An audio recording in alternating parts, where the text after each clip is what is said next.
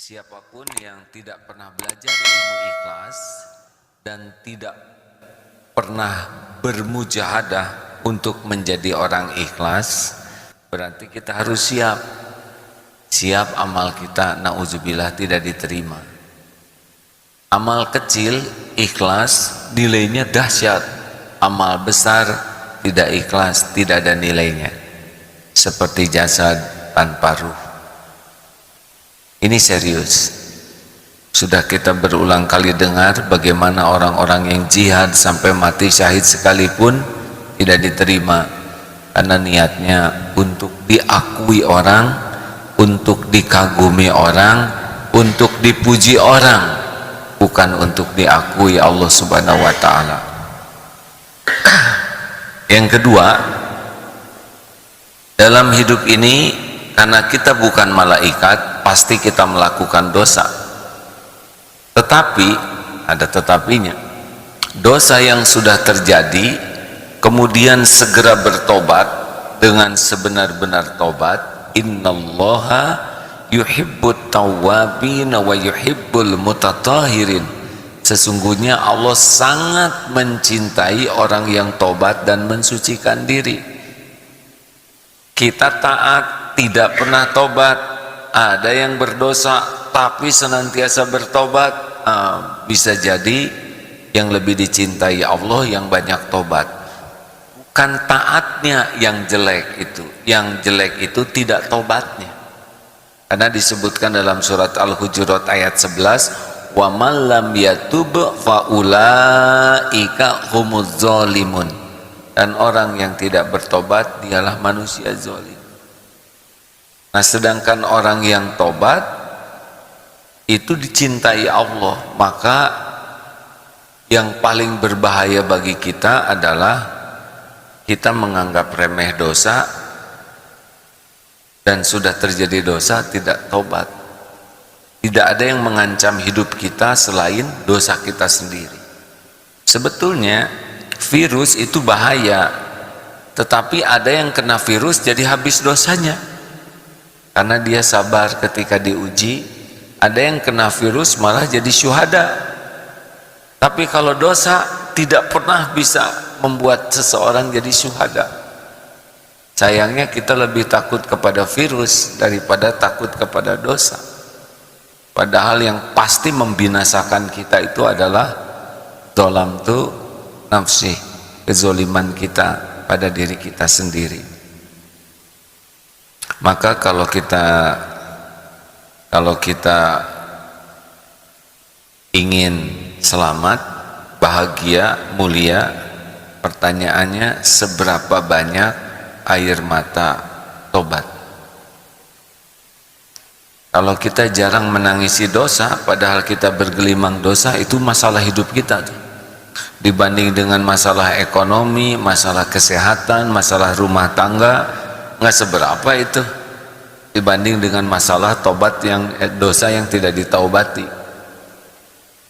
Kita sering fokus kepada perbuatan buruk orang kepada kita, padahal yang bahaya itu perbuatan buruk kita ke orang.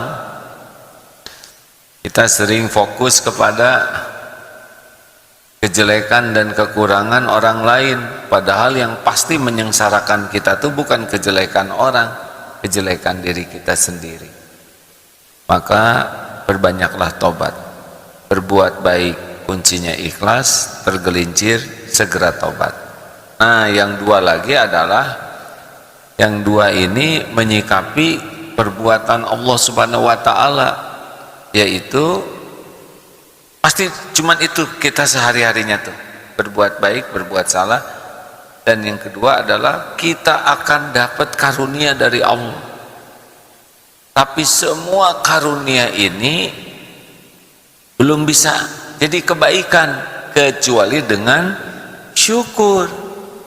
Nah, kita senang tuh dengan dapat uang, barang laku, naik pangkat, punya gelar, selesai kuliah, bisa nikah. Kita senang dengan karunia, padahal karunia itu belum jadi, itu baru ujian. Kita dapat sesuatu ujian. Jadi kalau saudara dapat jabatan, jangan dulu syukuran karena belum kerjanya. Nah, jadinya kebaikan atas nikmat itu kalau syukur. Jadi orang yang paling dapat banyak kebaikan bukan yang paling dapat nikmat. Yang paling dapat banyak kebaikan adalah yang paling syukur. Ini persepsi ini penting nih hadirin. Karena kita merasa senang dengan datangnya nikmat. Salah. Senang itu dengan banyaknya syukur. Karena nikmat itu diberikan kepada siapapun, tapi syukur tidak diberikan kepada setiap orang. Penjahat saja dikasih itu kenikmatan dunia, ya kan? Harta, pangkat, jabatan, kesenangan dunia ditumpahkan, tapi tidak ada apa-apanya kalau tidak punya syukur. Nah, makanya syukur itu menjadi wajib bagi orang yang ingin hidup dalam kebaikan. Jadi makanan, nah seperti ini Allah memberikan minum. Ini alhamdulillah, tapi ini belum jadi kebaikan. Karena kambing minum, monyet minum, kucing minum, kita minum. Kalau kita nggak pakai syukur, ya apa bedanya kita dengan kancing? Kancing itu kambing digabung dengan kucing. Pakai masker begini, saya tetap bisa tahu saudara ketawa dari mana, matanya jadi merem ya. Dan yang keempat adalah kita ini walanabluwannakum bisyai', pasti akan diuji oleh Allah dengan sedikit. Sedikit toh hadirin, kalau nikmat itu setiap saat, kalau ujian itu sedikit. Dan itu pun jadi kebaikan ujian ini kalau kita bisa sabar. Selesai sudah, punya 4 keahlian ini, Masya Allah, bisa ikhlas dalam melakukan apapun, segera tobat ketika melakukan kesalahan sekecil apapun, tenggelam dalam rasa syukur setiap saat, bersabar ketika